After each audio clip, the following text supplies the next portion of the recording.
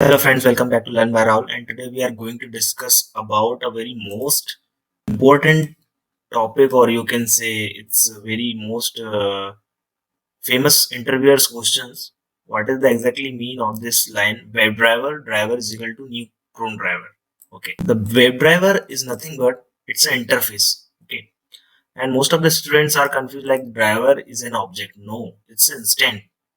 Okay, and new is a keyword and ChromeDriver is a class which is implements the WebDriver interface. WebDriver. Okay, don't be confused. Let me explain again. The WebDriver is an interface you can see here.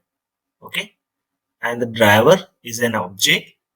Okay, new is a keyword and ChromeDriver is a class which is implements the WebDriver interface. Okay, and if you completely new ChromeDriver, say it's a object. Okay, now the interview can ask to you what is the exactly mean of WebDriver. Sorry, the interview can ask to you new WebDriver. Okay, so let me import first, change to WebDriver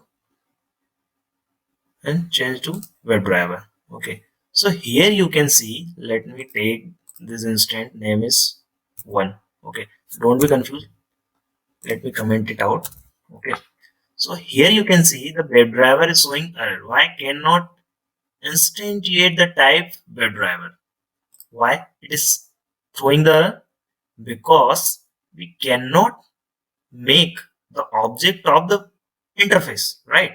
Here you can see the ChromeDriver is a class and it implements the WebDriver interface. But as we know that the property of the interface is that we cannot create the object of the interface. That's why it's throwing error. So the interviewer can directly ask you, is it fine? WebDriver driver is equal to WebDriver? No. Why? Because we cannot create the object of the WebDriver. Okay. Thank you. Okay. If you like my video, please subscribe my channel and don't forget to comment if you have any query. Okay. Thank you.